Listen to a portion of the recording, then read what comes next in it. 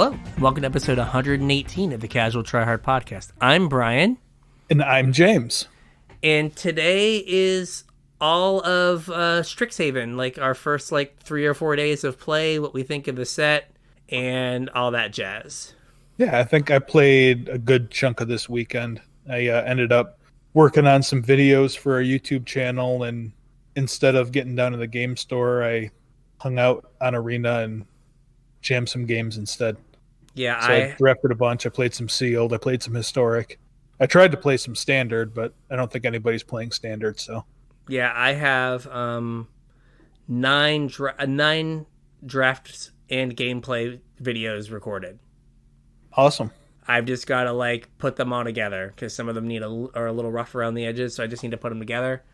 Mm-hmm. So hopefully later this week they will start coming out. Yep. So awesome. Yeah. And I've got I just picked up my collector booster box too, so I got to crack that and record it, and I'll get that one posted too. Yeah, man. But over the weekend, I got the pre-release kits posted, and I got my set booster box posted, so you guys can run over to our YouTube channel, CasualTryHardMTG, and check that out. The number one thing on our YouTube channel are your box openings. I think there are more views on a single box opening than every draft I did of Keldheim combined. Sorry, buddy. Yeah. I just can't keep up with the magnetic personality. Hey, I just figured I got to be cracking this product for myself anyway. I might as well record it, right? Yeah. I mean, it's not like I do a billion of them. Yeah, I did my drafts, and I'm like, well, I might as well record these. So, yeah. If you'd like to tweet at us how you're feeling about Strixhaven, you can get us at CasualTryPod. Yep. Or you can hit us up on Facebook at CasualTryHardMTG, or you can drop us an email, show@CasualTryHardMTG.com. Probably either this weekend, once collector boosters start getting out into the wild, or next weekend is probably going to be bottom of the market for Strixhaven stuff. And it seems to me, in the little bit of looking around I did this weekend, that it's kind of Mystical Archive or bust. So if there's anything you guys are looking for out of the set proper, or some of the lower end Mystical Archive cards, either this weekend, into next week, or next weekend's probably the time to pick stuff up super cheap. So if you're going to do that and pick up some singles, make sure you use our TCG Player affiliate link, tcg.casualtryhardmtg.com. Anything you purchase after following that link will get a little cut off to help keep the show rolling. Yes. Were you going to say something? No, go ahead. I was going to say something about buying Mystical Archives, but just go ahead. It's fine. No. All right. If you want to support us a little bit more directly, you can do so at patreon.com/casualtryhardmtg. I just wrapped up the Patreon gifts. I'll probably, this second round of them, I'll probably send them out either tomorrow or Wednesday. Sorry it took a little bit longer. I ended up being a couple short. We got a couple new patrons since last time I put these together, and I had ordered all the cards in the beginning, so I had to scrounge through my collection and come up with a couple extra cards. Ooh, but they'll be headed out soon. So yeah, from my actual personal collection. So oh man, we're not going to tell you which patrons there. Well, we're not going to tell you which one's which. You can just assume that it's from James's actual personal collection. That's right. Well, it's the same card as the rest of them. It's just a couple of them came out of my collection. So yeah.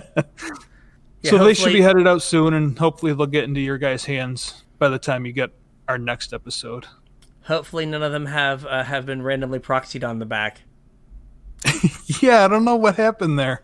I had ordered a bunch of the Patreon gifts off a TCG Player, and some of them came in with random numbers on the back, and I didn't even realize this. Anthony said something, right? Yeah, it was oh hey man, it was cool that I forget the card that was on the back of his. He's like, oh, that's really cool, and we were like, what are you talking about? And sure enough, your near mint land, someone is just a proxied card in. Yeah. Oops. So sorry if your lands were scribbled on. That wasn't us. No, it wasn't me. We're trying to give you good products. Yeah. Not as good as I can muster.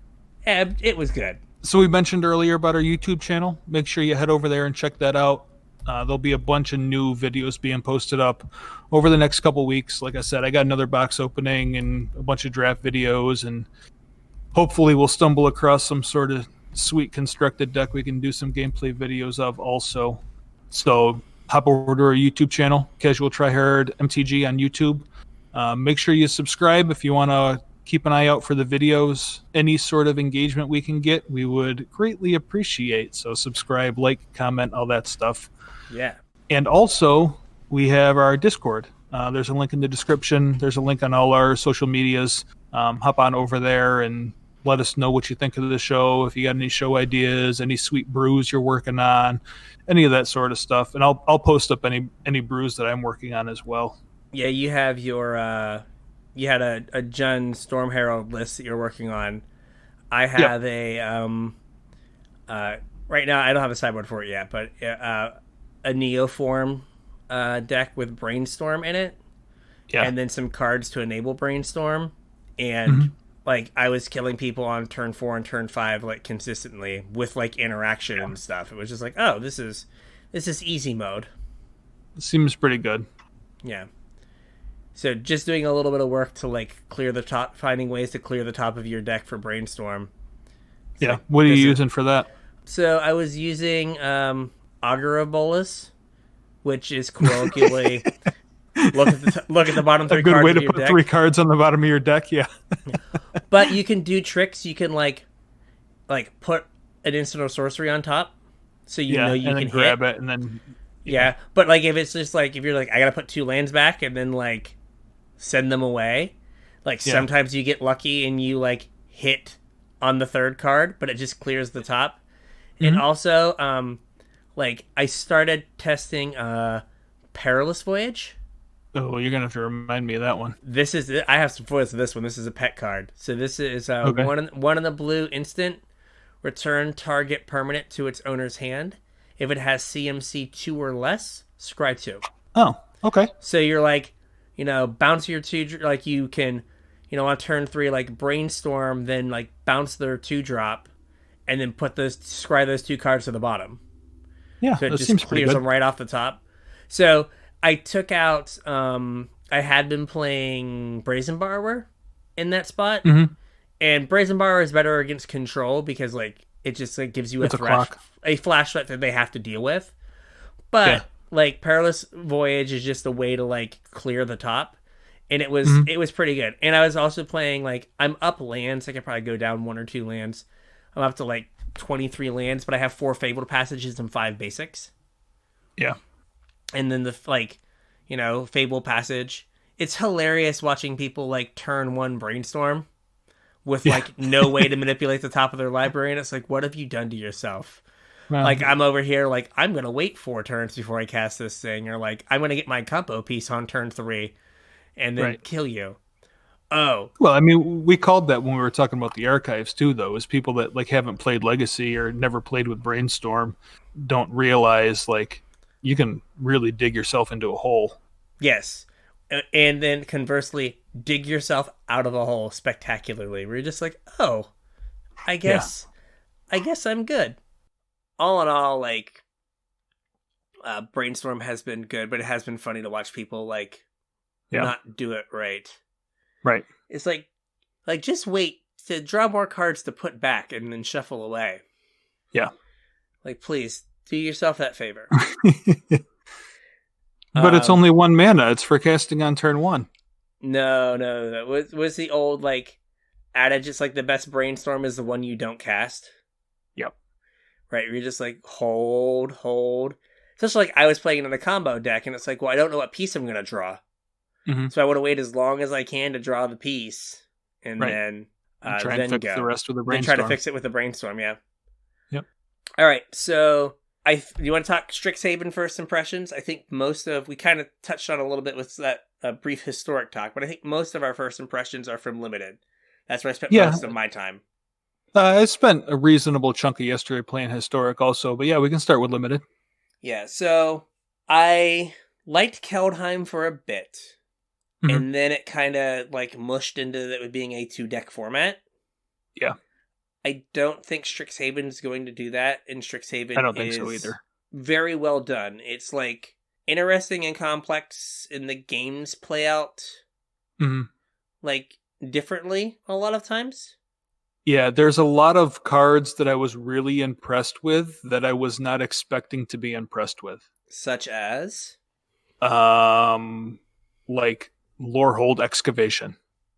oh yeah, I've totally lost to that card a few times. Like that card has done so much work and it looks like nothing on the face value. Yeah, like so red white and on your end step you mill a card. If it's a land, you gain a life. Gain and a if life. it's a non-land, your opponent takes 1.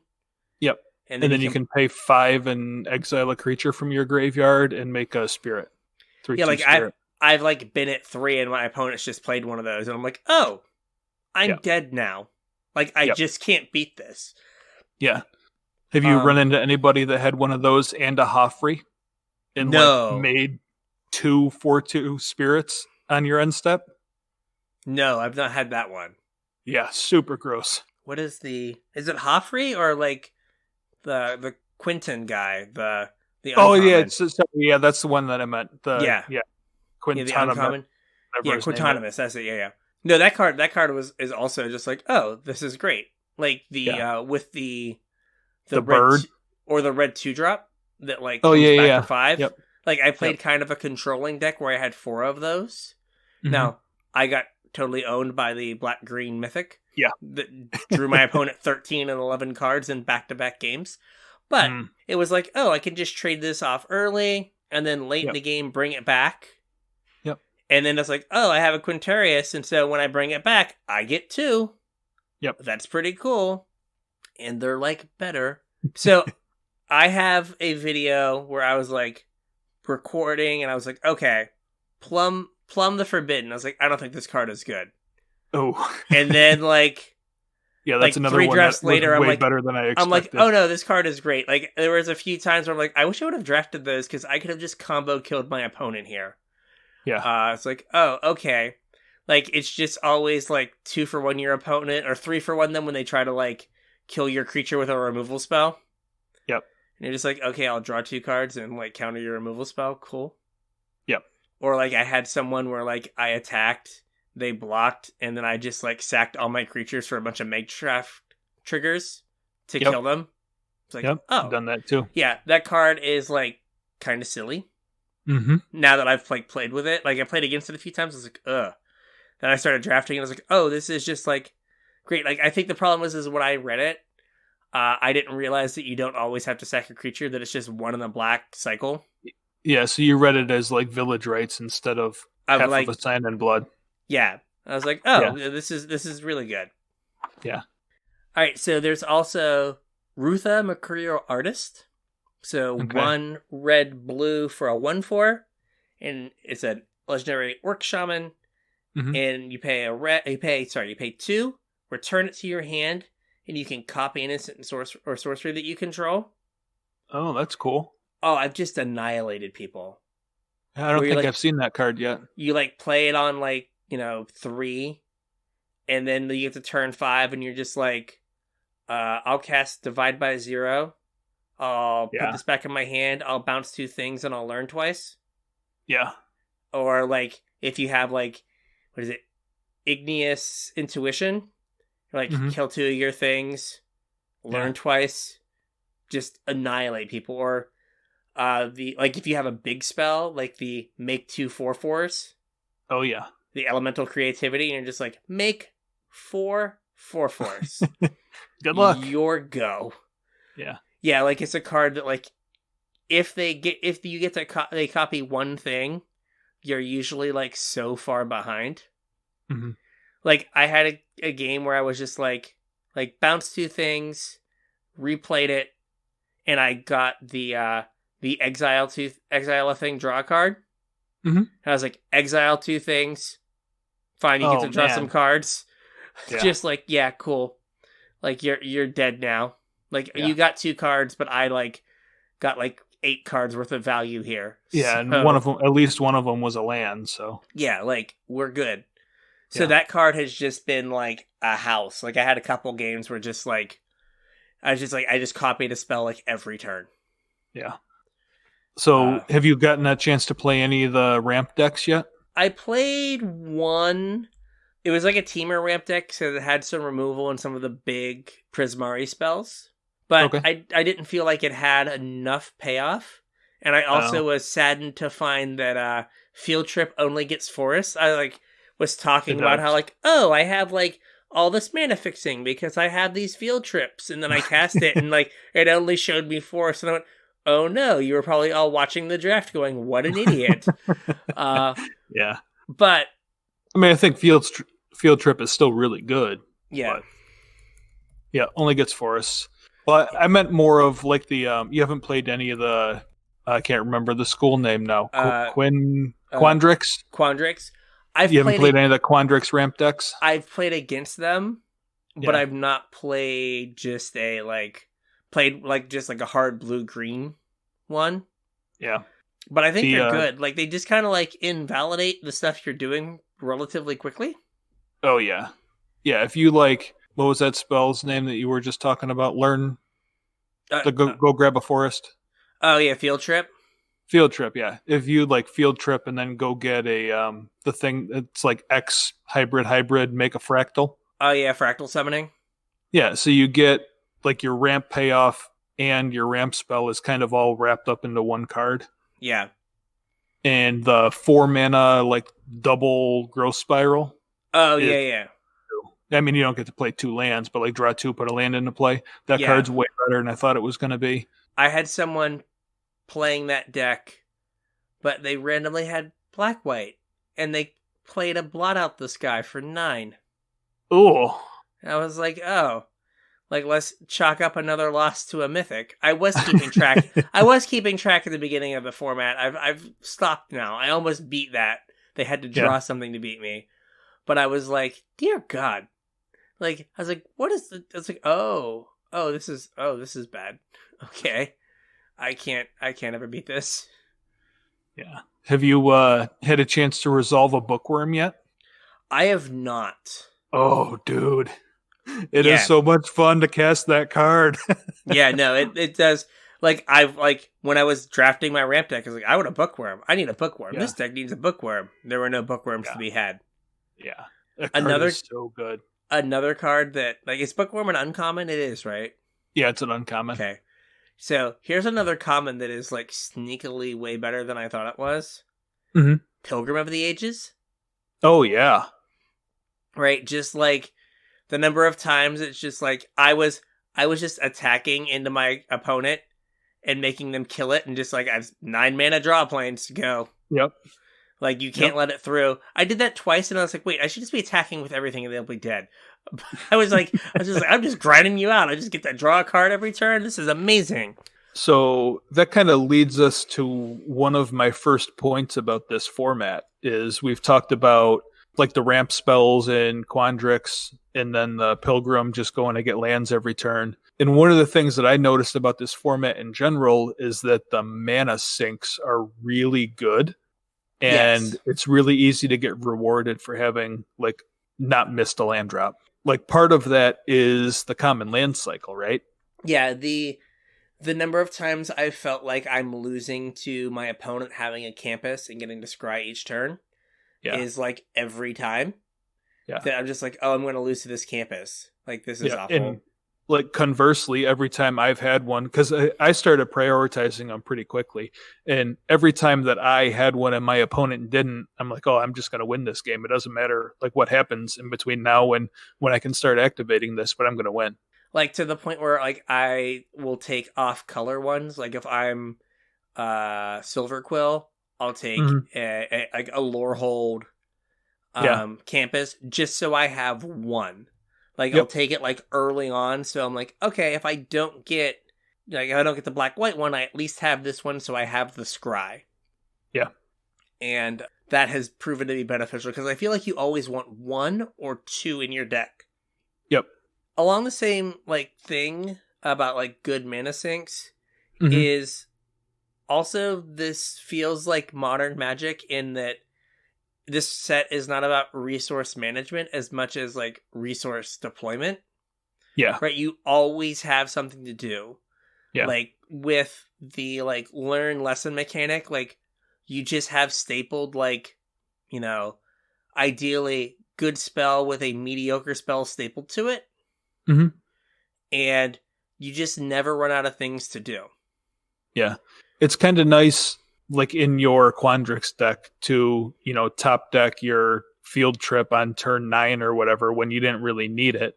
But you cast it and then go get either your fractal summoning to make a big blocker, or your introduction to annihilation to kill their thing, or whatever the one is that puts 2 counters on something and gives vigilance to, like, have your threat punch through. Like, the toolboxiness of it seems really important too, to have like a couple different options to go get. The learn cards that you want are the ones that, like, really, like, impact the board. So, like I said, like, Igneous Intuition or Inspiration. I don't know which one it is. The 3 damage removal spell at uncommon. That one's really good. Divide by 0. Yeah. Because, like, the white, like, not Stern Proctor, the like 2/1 for 1 in the white that learns when it comes into play. Mm-hmm. Like, just anything that's like an actual real magic card that has learn on it. Yeah. They're so good. I've been, like, reasonably impressed with the 1 mana, like, put a counter on something learn also. Is it Guiding Light or Guided Light or something? Something like that. Yeah. Not that it, like, affects the board by itself, but, like, 1 mana to, tutor up a mediocre spell and make whatever you played on one of the first 3 turns bigger than whatever your opponent has. Yeah. It seems pretty good. Is it Hunt for Pests, or the one in the like black? Yeah, Hunt for Pests. Yeah, make a 1/1 learn, like, that card's good. Again, there's some things that you say in a video that you can never take back. I was like, Cram Session, that card literally has, like, no text other than, like, learn. And then I played a deck where, like, the life gain mattered, and, like, I cast a Cram Session, and I think I did, like, 8 damage to my opponent. And I was like, oh, I take it all back, Cram Session. It was, like, Cram Session, like, trigger Dina, double trigger the Witherbloom. I had 2 of the Witherbloom apprentices. Mm-hmm. Which they drained, so then they re-triggered Dina, then you gain the life, and I was like, oh, I just fireballed you, and now I'm going to go get, like, environmental studies and do it again. Yeah. And it's like, oh, cool. Like, I guess that card has more text in the right deck. I think the tap one, the, like, 1 in the white, like, tap 2 things, learn. Like, that one's pretty Yeah, like, I've tried playing it a couple times and I wasn't super impressed with it, but I've also gotten absolutely annihilated by it too. Yeah. Pop Quiz is, like, really good. Like, the divination. I haven't played with Pop Quiz yet. Like, the divination one, like, in fact, it just replaces itself unless you get something. Yeah. So, I was saying in the pre-show that I have a hard time knowing if I'm supposed to take the lesson cards first or the learn cards first. And it seems to vary pretty wildly draft to draft. I don't know how long that's going to be for, though. I think, like, once people start figuring the format out, I think that'll change, and you'll know when you're supposed to take what. As soon as limited resources tells you, that's when the rest of the internet will do that. This is true, because, like, there are some drafts where, like, I was like, okay, I'm going to take these, like, I'm going to have to take these lessons early, because my last 2 drafts, like, lessons weren't wheeling. Yeah. And then there were no learn cards. So, like, I have, like, 4 lessons and, like, 1 learn card. And then there's other times where it's like, okay, I'm going to take these learn cards, and then the lessons never are around. Yeah. And it's like, you're playing, like, either not enough lessons or, like, super medium ones. Yeah. And it's just like, which am I supposed to do? Like, yeah. Like I said, I think part of that is people trying to learn the format. Yeah. And as soon as LSV comes out and tells you what you're supposed to be doing, I think everybody will follow in line. But also, I've noticed people's pick orders are kind of strange. Like, cards that I thought should have wheeled don't. Yeah. And cards that I don't expect to wield do. And I'm wondering how much of that is people trying to hedge their collections because of, like, this set in particular affects the arena economy differently than most sets because of the mystical archives.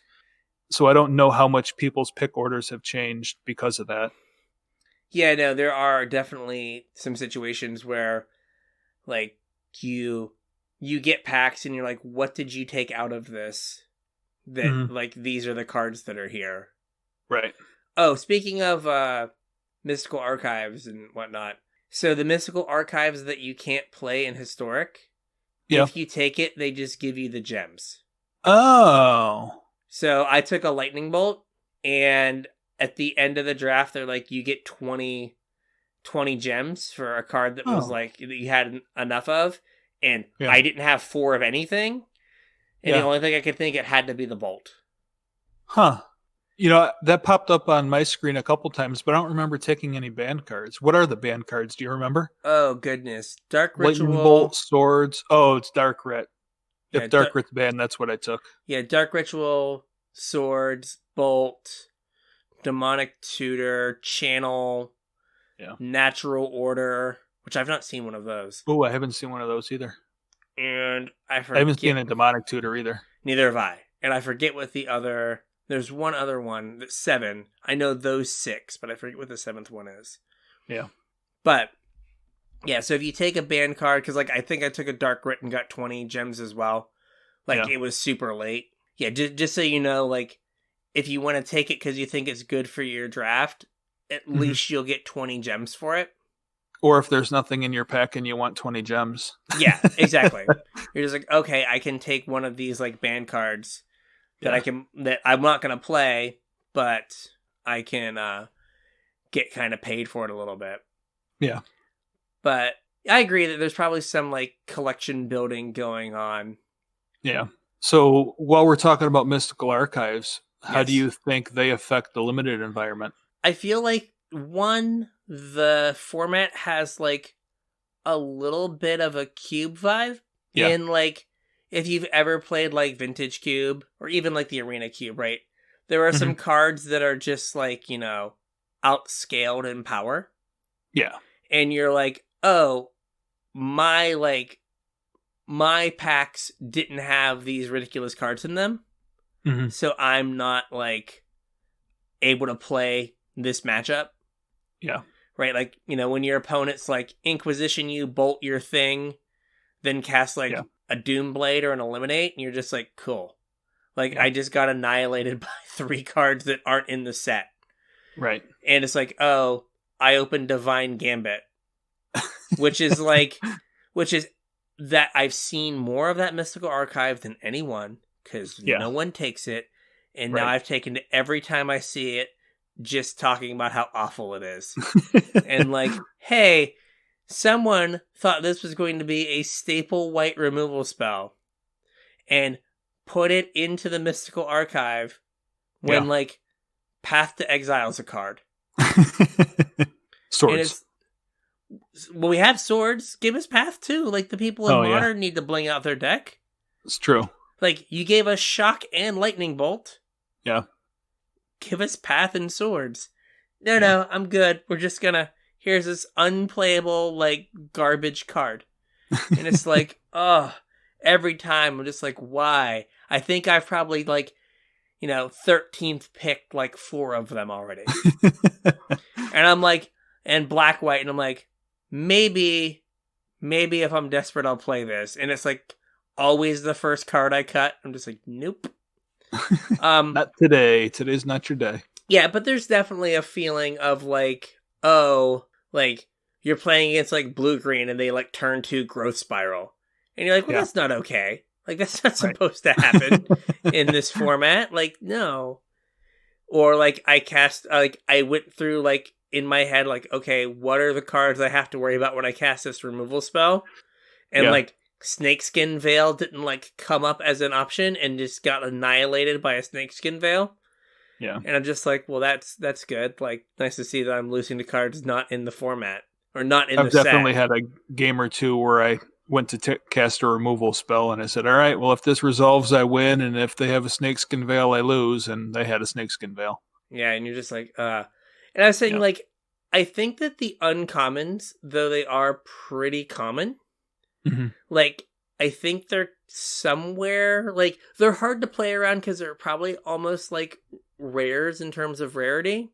They're close to, yeah. Just because, like, normally you get 3... one in a pack instead of 3. Yeah, you get 3 uncommons in a pack. So it's like, okay, like, if Snakeskin Veil was in the format, or not in the format, in the set, I'd be like, there's a good chance they have a Snakeskin Veil.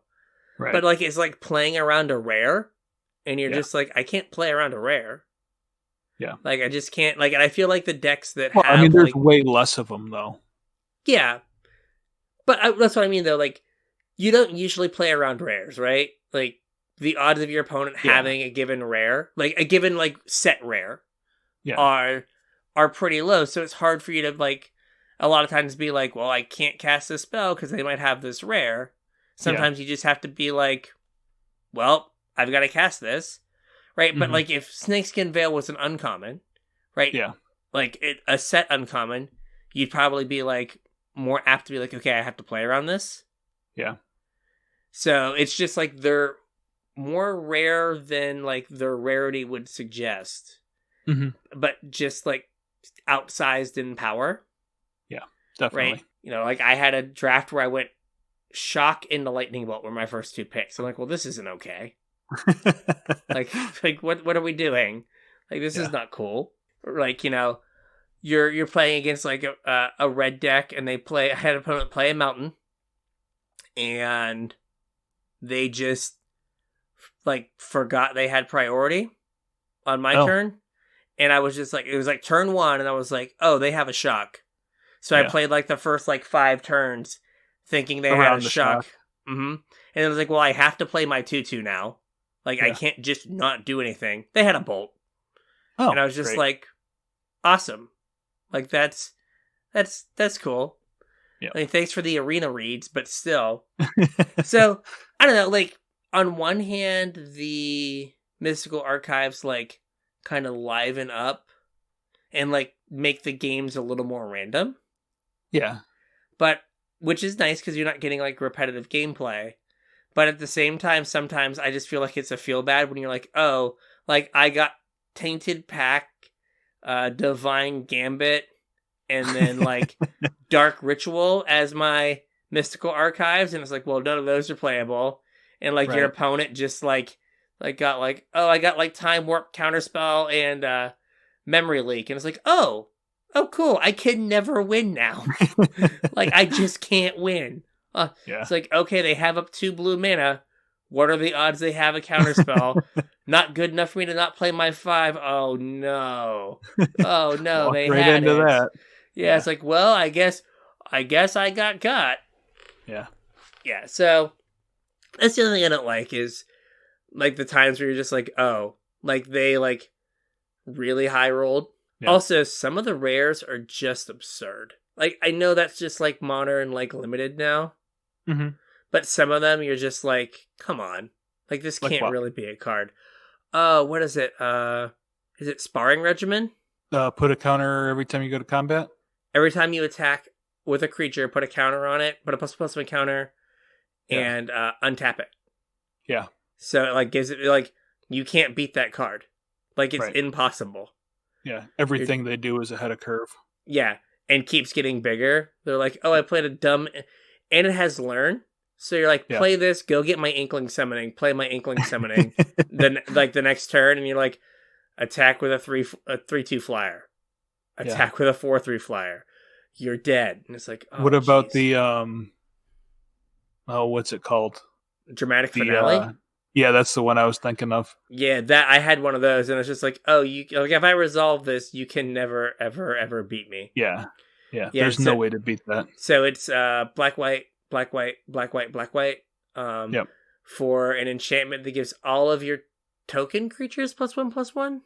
Or all of your spirits? Or all of your token creatures? No, it's all tokens. All tokens. And then if one of your creatures dies, you make an Inkling. Yeah. And it's just like, oh, all of my creatures are 2-for-1s. Right. that die Awesome. into a 3/2 flyer. Yeah. Awesome. Good luck with that. Yeah. Yeah, that card's nuts. Like, I had my count of, like, mythics I was losing to. The, whatever the green-black mythic is. Yeah, Harness Infinity or whatever it is. That card is just absurd. Like, you're playing this nice, like, grindy game. They have, like, no cards in hand, and you have 4, and you're like, hey, looks like I got... Oh, no, they just drew 13. Oh, my God, they're all spells. An instant. It's an instant? Yeah. Okay. I did not realize that when we were, like, looking over the cards. I've never had anyone cast that card as an instant. Everyone cast it as a sorcery. I have definitely cast that as an instant. On your end step, I'll draw 11 cards. Yeah, like, and I'm like, well, thank God they only ended up drawing like 7 because they had to discard 4. Thank God, I didn't realize it was an instant. Ugh. Oh yeah, it's an instant. Yeah, but I understand that like rares have to be more powerful and like whatever, they don't impact the limited environment that much. But there's just times where you're like playing reasonable games. And then they, like, slam something, and you're just like, oh, I guess this game no longer exists. Yeah. Like, I had someone top deck the Lorehold Dragon. Oh. Like, I was like, oh, this is fine. I've got, like, 3 cards. I should be... Oh, no. And I had an Expel. Yeah. It has Vigilance. So I couldn't kill it. Yeah. And I was like, you've got to be kidding me. Like, really? Yeah. This is how it goes down? Yeah. It is hopefully going to be a little more interesting than Keldheim. Yeah, no, I've had a lot of fun. Yeah, like I like Keldheim after a while. Like was like a chore.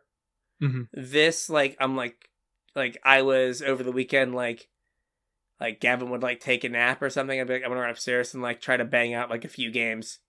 Like I'm like super into playing it. Yeah, there's a ton of little pocket synergies, and I think like that's what you really like in a format is the little pocket synergies. Yeah, where you can find neat things to do.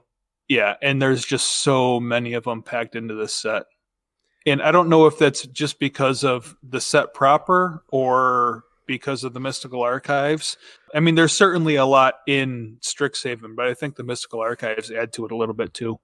Yeah, I agree. You get to do a lot of different things. And you do just keep finding, like, oh, this card and this card go well together. Yeah. And, like, they might not be things you realize went well together. Right. And also, like, you can bail on a color pair kind of late because, like, of the hybrid cards. So, like... Yeah, that was I'm glad you brought that up. That was kind of a talking point that I wanted to make sure we touched on.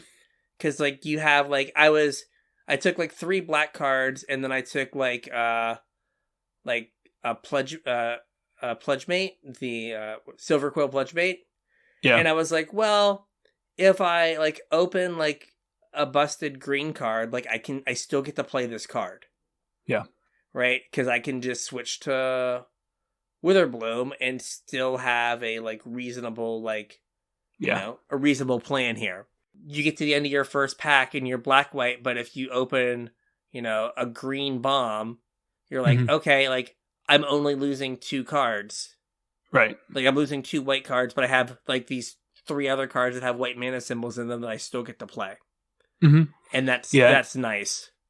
Yeah, and I think, like, it's weird when you're kind of drafting your deck because of the way the colors are laid out and the hybrids.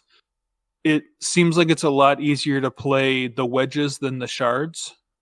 Like, if you have to go 3 colors instead of 2, because of, like what you just said, if you have, you know, a black-white, you know, gold card, it's a lot easier for you to play Mardu than it is for you to play Esper. Yeah. Yeah, well, I mean, that's because... you get to overlap some. Yeah, because like, the shards don't, like, they're not allied with the other color. Right. In their shard. Like, it's like black-white doesn't share anything with blue. It shares with red. Well, at least white does. Or you can be Abzan. Right. Yeah. Like, black. Like, yeah, Abzan is, yeah. Yeah, I've been, that Mardu deck where, like, I splash the 4/2 flyer that gets back a spell. Oh, yeah. And you're like, oh, that's just 1 red pip. It's like 3 white, red. And Yeah. I just I need like 3 red sources, and I can cast Oh. this spell. So this is going back to like the very beginning of the discussion, but I just thought of another card that I've been absolutely demolished by multiple times that looked completely innocuous when I read the card the first time. It's that 5-drop red 3/4, where when it swings, you exile instant or sorcery from your graveyard, and you get to exile the top 2 cards of your library and cast them. Yeah, you put the card on the bottom. You don't exile. Yeah, that's what it is. You put it on the bottom. Yeah, the 3/4. Yeah, where you're just like, oh, it just draws me 2 cards every time it attacks. Yeah, the card's nuts. It's like, oh yeah, that's really good. I like drawing 2 cards. Yeah, I think that the more you play the format, the more you're gonna see these like little things where you're like, oh, this is an interesting like way to use this. Like I said, like I was like, Plum the Forbidden's not good. And then, I just keep playing it. I'm like, oh, no, it's, great. Yeah. And, oh, I have, 4 pests and a Dina. He's like, okay, I guess I'll just fireball you now. Right. Cool. I'll fireball you and I'll draw 4 cards. Yeah. I guess you're dead? Cool, you're dead. Yeah. I have made a few, I played was it Sedgemoor Witch? Oh, yeah. You get a pest when Magecraft? Yeah, I just had it, take over a game. Yeah. It's okay, cool. Play my witch and just he's like, okay, we're done. Oh, it's Professor's Warning. Yeah, give a counter on something or make it indestructible. Yeah, the number of times I've been playing and I had a Lisette and I was well, we're playing this on 5 because I need to be able to protect it. And then, play it on 5. They try to kill it, and you protect it, and then the game ends. Right. You're like, give it indestructible. Cool. Yep. Or I had the Exodus. Yeah. I was like, play it on 5, and they're like, they'll deal 4 damage. I'm like, give it a +1/+1 counter, get back a creature. Then I attacked, and I was like, oh, it has double strike. It was way better to give it a counter than I thought it was going to be. Cool, take 6. Yeah, that card has been really good. It's almost like a black God's Willing. It's pretty close to, yeah. Yeah, I mean, the 2 modes are close enough where they're the overlap between them is enough that you're gonna get kind of the same effect out of both modes, but there's times where one's gonna be better than the other one. Yeah, where you can be like, oh, you're heated debating me, counter, fine. Yeah. Oh, you're playing, was it Mage Hunters, whatever, Siege or whatever? Oh, yeah. And you're like, cool, make it indestructible. Yep. And you're just like, all right, I guess I win now. Yep.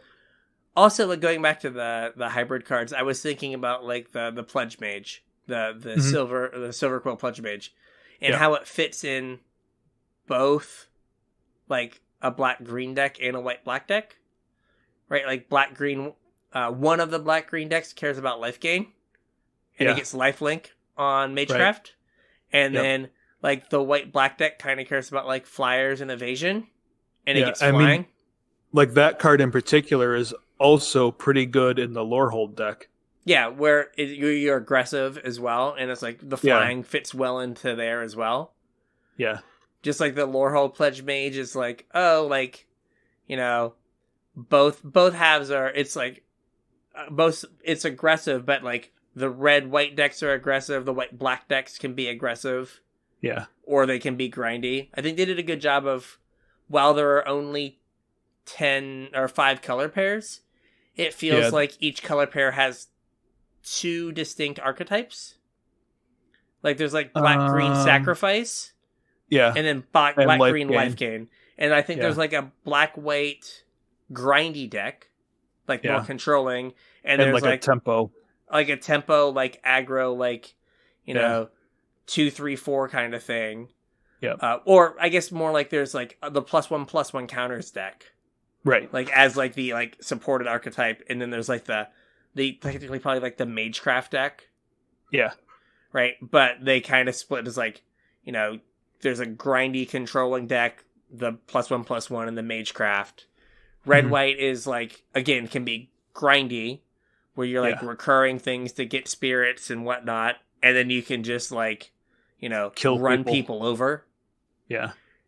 I think blue-green, I guess it might be like tempo and then just like big rampy stuff. Well, like the blue-green decks can be kind of control-y too, though. Yeah. But like they did a good job of like, even though there are two color pairs, they made sure there were two decks in each color pair. Yeah, no, Like, I definitely agree. Two supported, like, hey, these cards say do this thing on them. You're Right. like, oh, hey, this, like, you have, like, Cram Session, gain 4 life, that goes in the life gain black-green deck. And then you have Hunt for Pest, which is make sacrifice fodder, and they both learn, or they're both 2 mana. Yep. And I was like, oh, okay, cool. Like, if I had the life gain deck, I more want this one. If I have the sacrifice deck, I'm going with the pest thing. So I think they did a good job that you're not gonna. It's not like you get locked into like playing the same like black-white deck each time. Yeah, I got one more thing to add before we move on here, unless you got something else to add. Nope. Go ahead. When we were doing our mechanics review, yes, we had talked about how Magecraft might not work super well in limited because of creature density. Yep. How many creatures have you been running? I'm still at like 14 to 16 for the most part. I've gotten down to as low as 10. Yeah. I think most of my decks have been somewhere in the 12 to 14 range. I feel like that's perfectly fine. I haven't really been, feeling like I didn't have enough creatures in my deck. There's always something to do. And like, I think also what I didn't appreciate was the fact that you have like, 2 or 3 cards in your sideboard that are 3 mana make a creature. Right.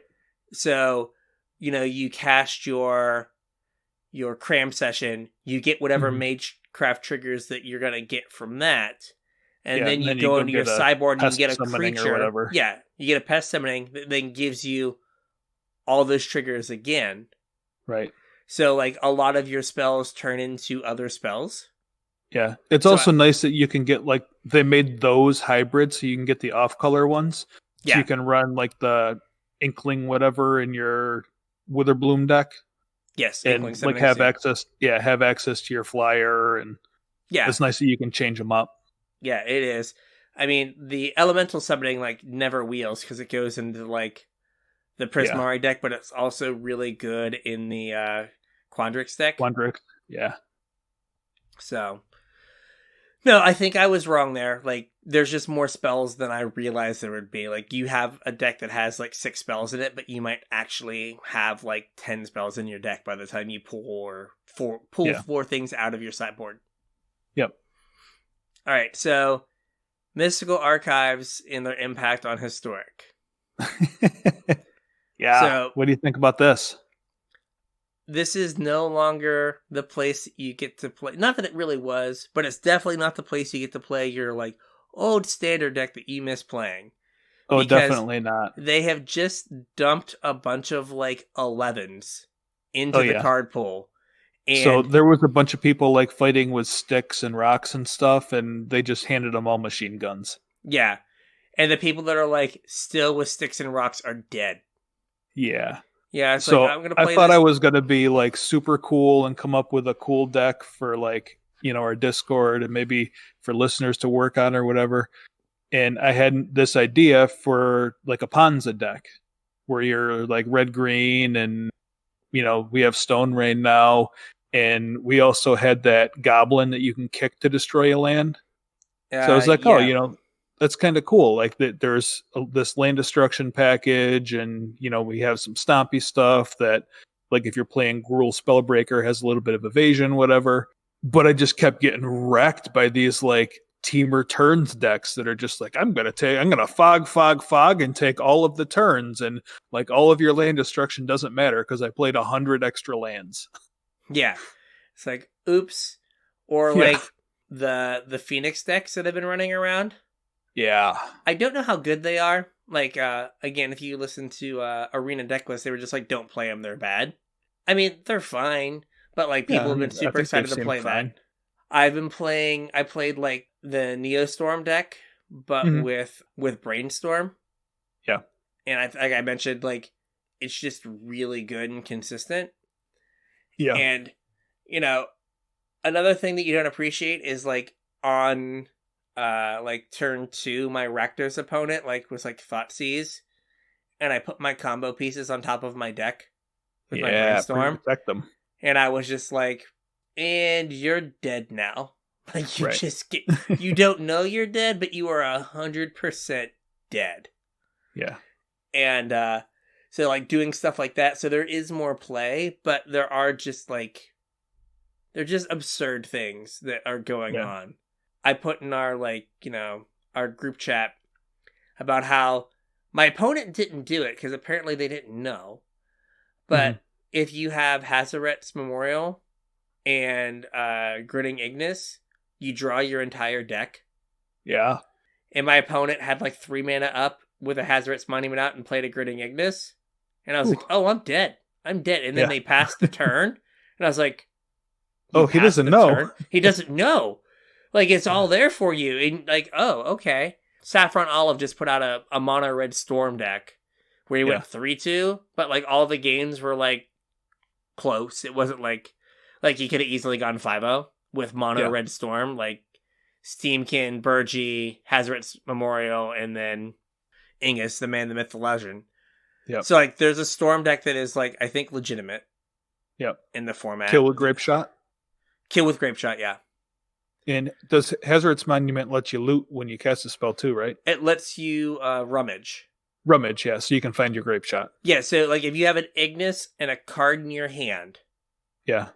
And you need 1 mana untapped. So like if you go like turn 3 Hazaret's Monument, turn 4 Ignis, you draw your entire deck.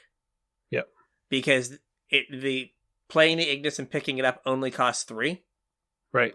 And that's how much Ignis makes. Yep. So you get the first one down and then you just like tap a red, repeat process, and you just find your Grape Shot. Yep. So that is interesting. But yeah, I think that like the format is not the same because like they just dumped so many powerful cards in. Yeah. That you just it's absurd.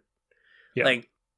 Like you know, you're like you said, like you're over here like playing like some rocks, you're rock fighting, and then like someone comes in with like a Mecha Godzilla, and you're like, oh geez, like I had an opponent go turn 1 Thoughtseize, turn 2 Faithless Looting, pitch a like I forget what they pitched something and a Young Pyromancer, and then they claimed their Young Pyromancer. Whew. And I was like, dear God, what am I even doing? Yeah. Like, this is just dumb. Yeah.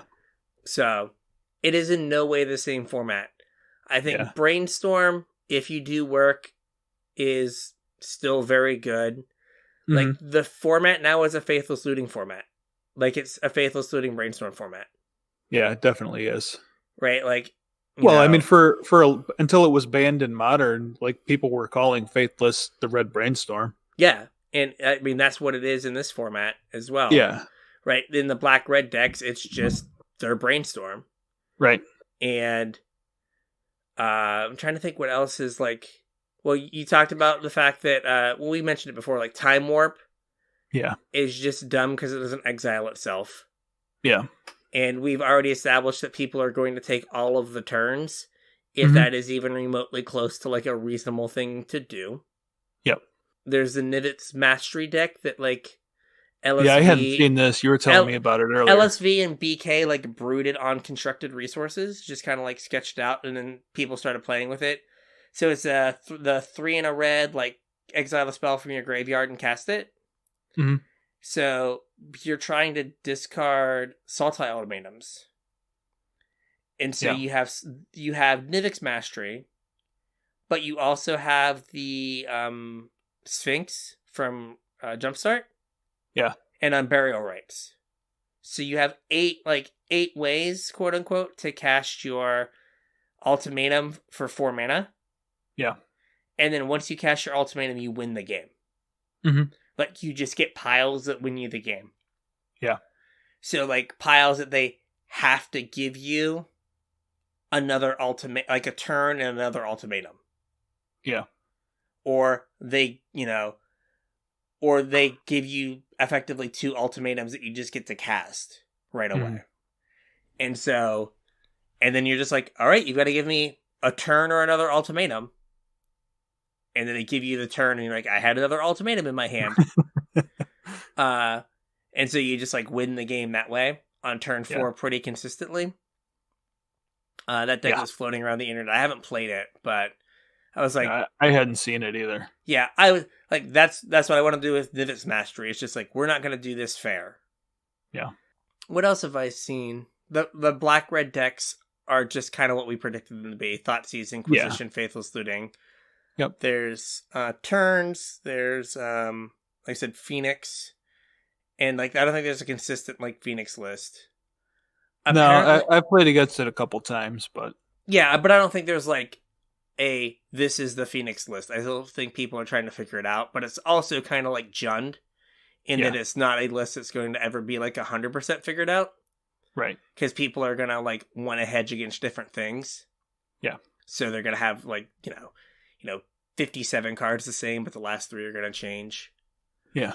Oh, apparently Mind's Desire is unplayable. No way.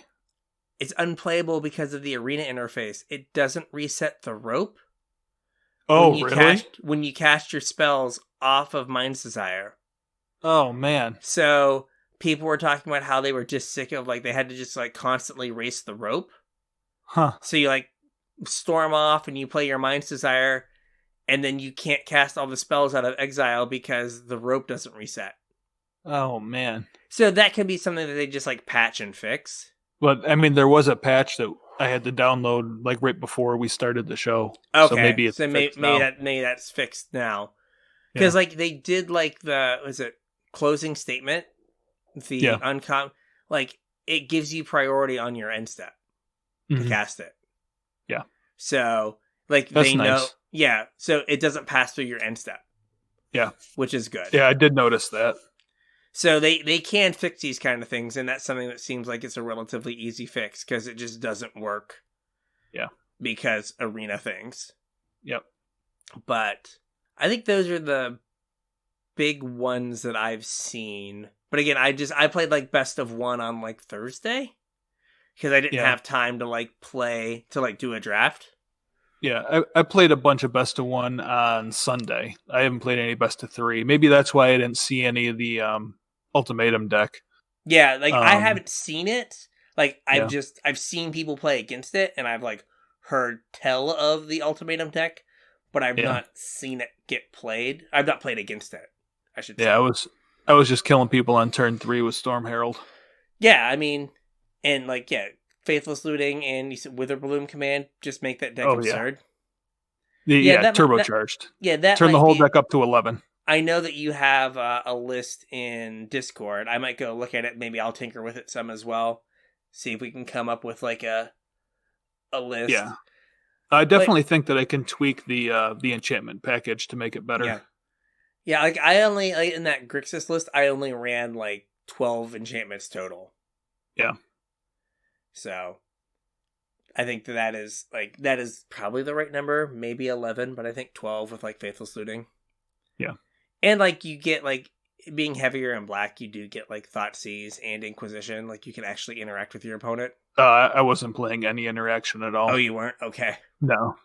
The deck is basically the same list that I think you sent me the first draft of forever ago. Okay. That I just put Faithless Lootings and Witherbloom Commands in. And we're just like, this is good. Yep, this is perfectly fine. I was comboing goblins before they could combo me, so which is a fine place to be. Yep. Not a huge fan of goblins. Yep. I think my turn 1, the last game I played against goblins was Stitcher Supplier Mill 3. And then my opponent played a mountain and a Skirk Prospector and passed the turn. And I Witherbloom commanded, milled myself, and killed my Stitcher Supplier. And then my opponent played a Goblin Instigator and made a token. And then I Storm Heralded and killed him. Yes, you're just like, and That's not good enough. Yeah. Yeah, no, I'll have to mess with that list and see, because I would be interested to see what we could do with it. Like, I think, like I said, I have a Neostorm deck that I think is pretty solid that I can put out there. Yeah, you should. I'd be interested to see that one, so you should post that one up in Discord too. Yeah. So if any of you were interested in I'm gonna dunk on someone ever so slightly. So like Yo Man 5 puts out his 50 decks for each set. Oh yeah, I forgot about that. I didn't look at any of his for this. And he put up a Neoform deck with Brainstorm and Faithless Looting. Yeah. And a bunch of the Fastlands from Kaladesh. And like Bowman like asked him a question about like, why do you have like a Night Pack Ambusher in here? And he's like, read the description, it's really good against blah blah blah blah. And like I like don't play Fastlands in the deck. Yeah. Because like the number of games that you're like, if I hit my 4th land untapped, I win this game. Yeah. Is like 85% of your games. Yeah. And like having a fast land that comes into play tapped just loses you way more games than having an untapped painless land on turn 1 can ever win you. Yeah. I think that unless your deck is super tough on your mana, which I know that deck kind of is, unless your deck is super tough on the mana, I think the pathways are kind of just better than the fast lands. Yeah. What's nice is now the deck used to be harder on your mana, or at least the version I played, because I played a lot of like cantripping creatures to get through my deck. Brainstorm takes care of that. It's blue-red splash Neoform. Yeah. So like some Fabled Passages and some forests, and like I think I'm just playing all 12 Shocklands is perfectly fine. I think I'm probably 2 lands heavy right now, but I wanted to, but it's like perfectly fine. Like I'm at 23 lands. I could probably go down to 22 or 21, but like making sure you never miss your 4th land drop. Yeah. Is a big deal. But yeah, I can put that up there because I think it's a deck that is like reasonable. Yeah. And like so at some point, like they're going to print Dualcaster Mage in like a Pioneer legal product. Yeah. And like, or something like I thought we were going to get it this set. Like just something that comes into play for 3 mana and copies a spell. Yeah. So, but at some point they're going to like, that's going to be a deck that's going to be Pioneer playable. I'm assuming. And so getting reps with it is a good thing, though. The Brainstorm version makes it so much better. And also, Faithless Looting's not great because the cards you don't want, you want them in your deck. Yeah. You don't want them in your graveyard because you can't go get them then. Right.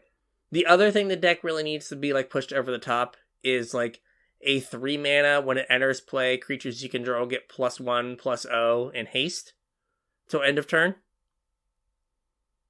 We don't have that? There's nothing that does that? Nope. It feels like there should be. The stupid like wall that gives all your creatures haste, that's it. Yeah. Like there's not another, because like sometimes the way people try to beat you is they let you combo off and then they kill your wall. Right. And so sometimes you have to get 2 walls to make sure they can't kill you. Yeah. Or they can't kill it. But if you had like, or even if it just enters play, gives your creatures haste. If it's an ETB, then they can't kill it. It doesn't matter anymore. Oh, I gotcha. Right.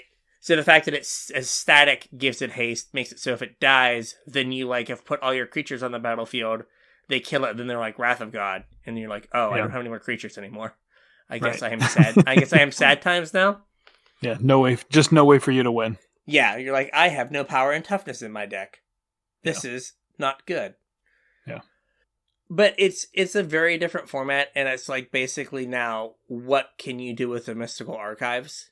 Yeah. Because they just put, 7 legacy cards and like 8 modern cards into a format that like, was playing Opt as the best like blue cantrip. Yeah. And then we got Brainstorm. Right. And was skip over all the ones in the middle that are too good for modern. Yeah.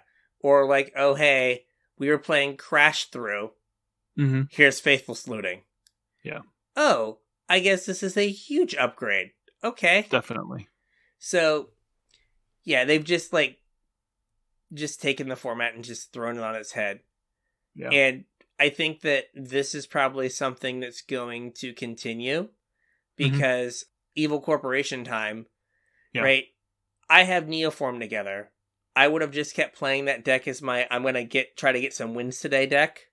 Yeah. Kind of indefinitely. Mm-hmm. But then they're like, hey, here's you need Brainstorm. 8 wild cards. Yeah, you need a bunch of wild cards to make this work. So it's like, okay, well, I guess I have to get these wild cards now. Yeah. And so I had to spend in air quotes money to get, or spend, and then the money's in air quotes, whatever. I had to spend resources on Arena to get these cards.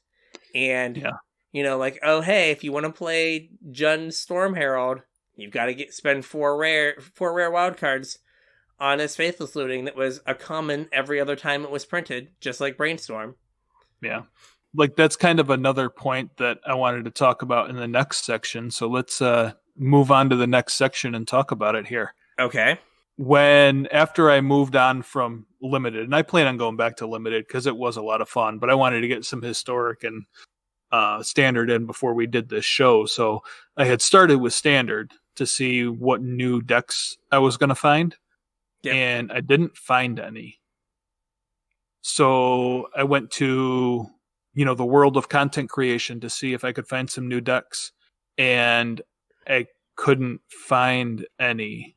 And then the ones that I could find were like, oh, here's a budget version of something that I think could be competitive in this environment so that you can save your wild cards for Mystical Archives.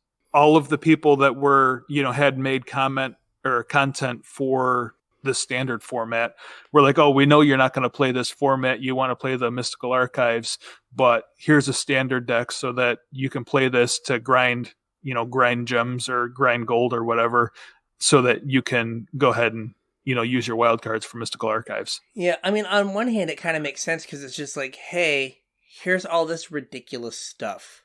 Yeah. That, you've never got to do before. And this is so outsized in, power and effect that you're going to be drawn to this over being drawn to the Standard format. Maybe they were like, wow, Throat of Eldraine is garbage. Theros was way more powerful than we thought it was. Yeah. And Ikoria was way more powerful than we thought it was, to the point we had to nerf a mechanic. Right. We've got to pull the power level back. So I definitely think they did. So they pulled the power level back in Keldheim because it basically didn't do anything to Standard. Right. And then they pulled the power level, and then they're still pulling the power level back in Strixhaven. Yeah. And it's like, why are people going to buy these cards? And they're like, we can make these Mystical Archives so that people will crack packs and do stuff on Arena. Yeah. So it could very well be that the reason the Mystical Archives are there is because they're like, these cards aren't going to sell because they're not going to do anything. Yeah. So, or the cards that are going to do something are uncommons. Because again, I probably think that Plum, the Forbidden, might be really good. Yeah. And I'm not complaining. No, right? I'm not either. I think the power level needed to be dialed back some, and I'm fine with the power level being dialed back. But for a standard legal set to have actual no impact on the format is bizarre. Yeah. Now we're recording this on Monday, so when this episode comes out and you listen to it Thursday or Friday, more likely. The format, it could have changed the format and people just weren't playing Standard. That's, completely within the realm of possibility. But from what I saw over this weekend, all of the decks are the same. Yeah. I mean, it's hard to break into, right? You're not an adventure, so you don't play well with Edgewall Innkeeper. So right. I don't need you.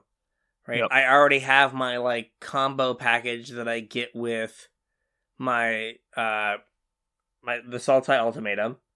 So why none of these things are better than what I'm getting now? Right. So, like I said, I'm not complaining because it's nice that, it doesn't look like we're just, like, blowing up Legacy and Modern.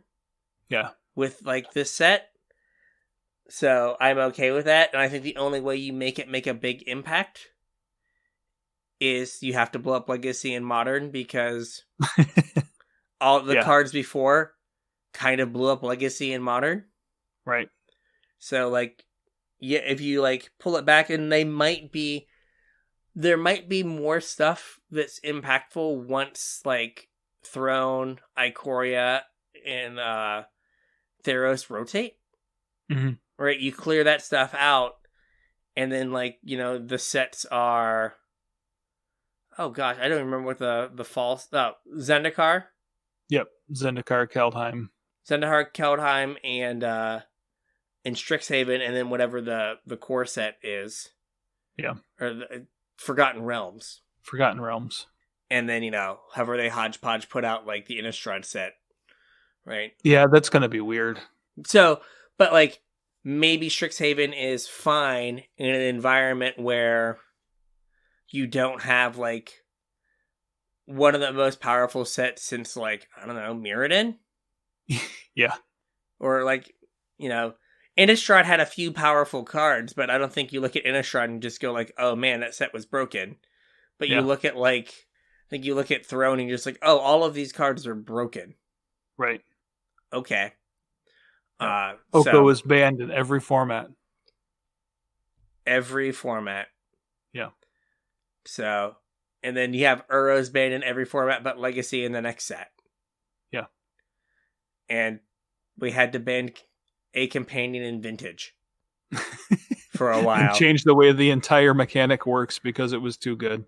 And Urion is still one of the better decks, even nerfed. Yeah. I can't imagine if they hadn't changed the mechanic, just like how stupid everything would be.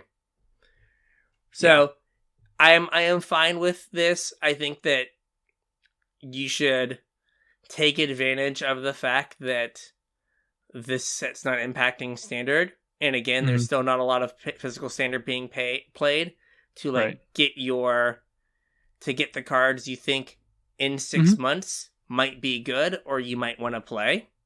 Yeah.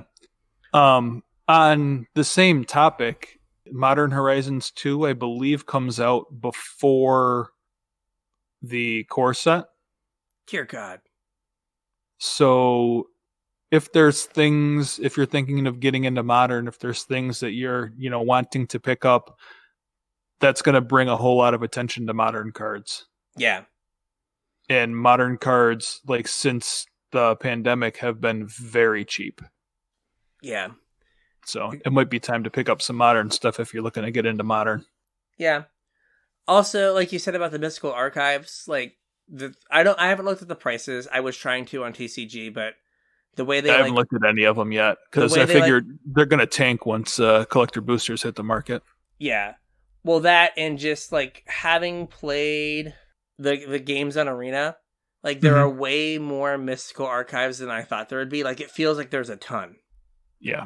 Right? So, I can't imagine that they're going to, like, be super hard to come by. Yeah. And you said how many? Like, there's like 2 in every collector's booster or something. There's at least 3, I think. There's a regular one, a Japanese one, and then a foil that can be either or, I believe. So, like, right now, I went and looked at Faithless Looting. Yeah. And it's $3.15 for the non-foil. Yeah. The foil's $20, but no one's opened any product. Right. So I think they're gonna be cheap. I think they're speccable too. So yeah, I think there's something you can get now cheap, and then in a few years they'll be worth something. So, like, again, in a world that makes no sense, Inquisition of Kozilek is $6.80 for the normal, so twice the price of a Faithless Looting. Yeah. The foils, though, are $16, $4 less than a Faithless Looting. What sense does that make? I do not know. Huh. But right, if that's where if they're starting at $7, yeah, for, like, effectively pre-sale, they're going to get like really cheap. Yeah. Especially back in my day, I remember when I was buying into Modern, I think I paid $16 or $17 for my Inquisitions. Yeah. But like, if there's any of the uncommon ones that you want, like, I think like you're going to be awash in like duresses. Yeah. Like, those are going to be cheap. Even the foils. That's a cool duress, too. No, I like it. Duress. Like, I'm going to get 4 of those. Yeah. I don't know if it will, like, displace the Urza's ones, but we'll get some. Yeah. Same with, like, the Eliminates. I think the Eliminates are really cool. Yeah. Right? I like the Dispark, too, but, I mean, Dispark doesn't really see a ton of play. But it doesn't. Yeah, I had a 4-drop Desparked, and I was like, are you serious? Yeah. This is not what is going on here? Yeah. It's just garbage. But yeah, I think that the standard legal singles are going to be particularly cheap because they're not doing anything, and this product is still going to get opened like crazy. Yeah. For the Mystical Archives. Yeah. So like, there's definitely like, I think that like, if you're someone who's like, oh, I want some snarls, I think those things are going to be like $2 or $3.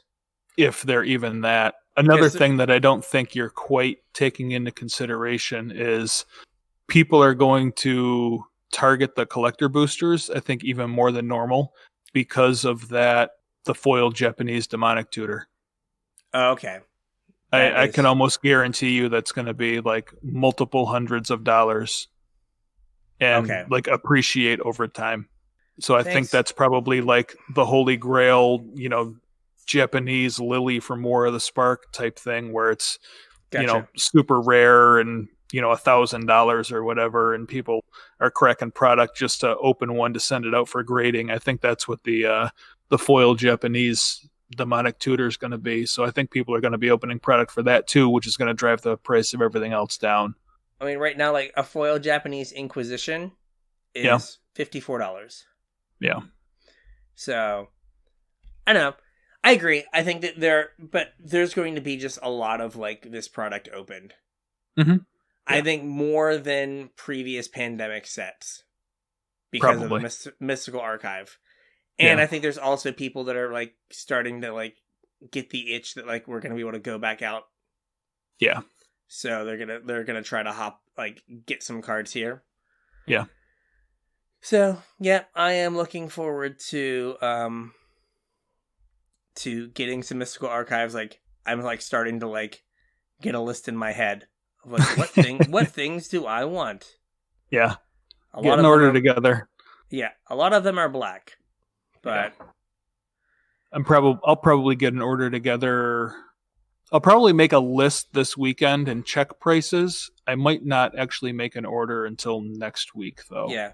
Like, the Dark Ritual, like the foil Dark Ritual is $22. Like, that's going to come down and, like, Yeah. There could be a time for Tin Fins to come back. Yeah. I don't play with foreign cards, so, like, I'm opening a collector booster box here for the box opening video, but like I don't want any of those Japanese cards. I'll probably get rid of all of them and convert them into normal ones. I'm the same way. So like the pre-sale eliminates, the foil, the non-foil eliminates are like 30 cents. Yeah. Yeah, and then the foil ones are $4. Yeah. And like regular foil eliminates when they came out were $4. Right.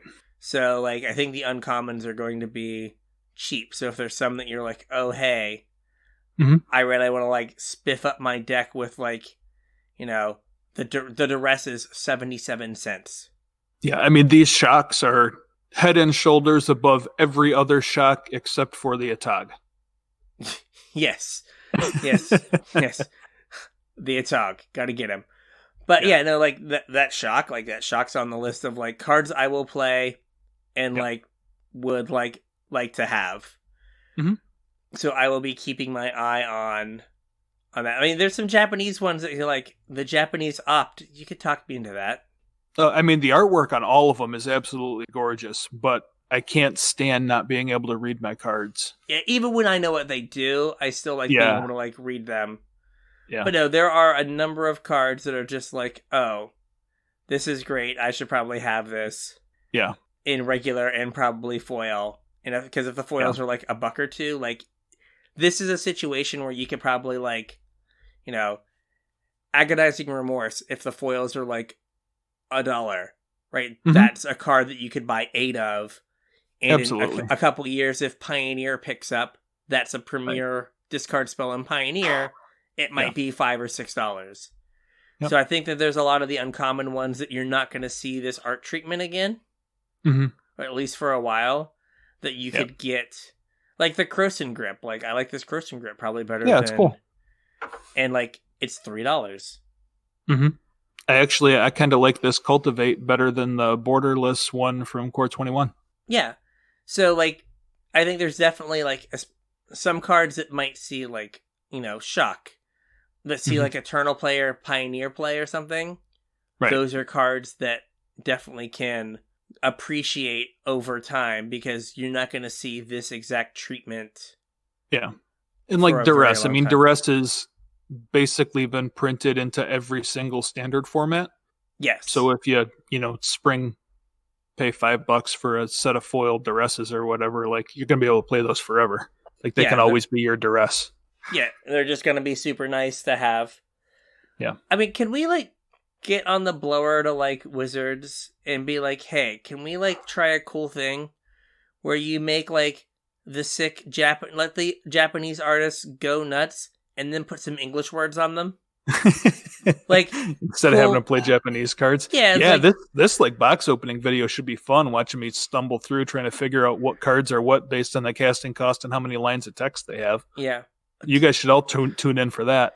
So here's like the Japanese alt arts, there's also foil etched. So they're the etched foils, they're not regular. Oh, yeah. Forgot that for both of them, you can get foil etched. The Japanese ones and the other ones, I believe, come foil etched. So, okay, I just got to get my head around this real quick. So we have the non-foil ones. Yep. Then we have the foil ones. Yeah. Then we have the etched foil ones. Yeah, I forgot there were etched foils. So there's 3 versions of every card. Yeah. Yeah, like, these things are going to be dirt cheap. Yeah. Like, especially the non-foil ones, because people are going to be fighting over the fancy etched foil and, like, regular foil ones. Yeah. So, yeah, like, I think, you know, picking, like, I want like, extra foils for whatever reason, like, they could go up, because, like, there's going to be people that, like, really prefer that over the etched foil or whatever. Mm-hmm. But, yeah, we really need to, like, get them to, like, do some, like, get some Japanese artists to do some cards with some English words on it, because like, like these are also good. Like, to the point where, like, I almost want to buy the Japanese Faithless Looting. Yeah. And just be like, okay, look, you can see down here where it says 2 in a red. We all know what this card is. It's Faithless Looting. It's Faithless Looting. Come on. Yeah. So we did a little finance. We did a little, like, set stuff. So yeah, a little bit of limited talk, a little bit of constructed talk. So I think that probably makes an episode. I think we have a show. So if you want to tell us what cards we missed or are going to totally break standard, you can tweet at us at CasualTryPod. Absolutely. If you broke standard, let me know on Facebook at CasualTryHardMTG or on email, show@CasualTryHardMTG.com. Coming off of the back of that little finance segment, if you're looking to pick anything up, we would appreciate it if you used our TCG Player affiliate link, tcg.casualtryhardmtg.com, to pick up anything you're looking for. Like I said, I'm going to make a list probably this weekend. I'll be checking prices. Once I sense it getting towards the bottom, I'll probably go ahead and make my order next week or next weekend for everything that I'm missing. And if you use our TCG Player affiliate link, you help support the show. If you guys want to support us a little bit more directly, you can do so at patreon.com/CasualTryHardMTG. And don't forget to jump in our Discord. Should be a link in the description. There's a link on all our social media if you want to join in the conversation. All right, and with that, we will catch you on the internet. We'll catch you on the internets.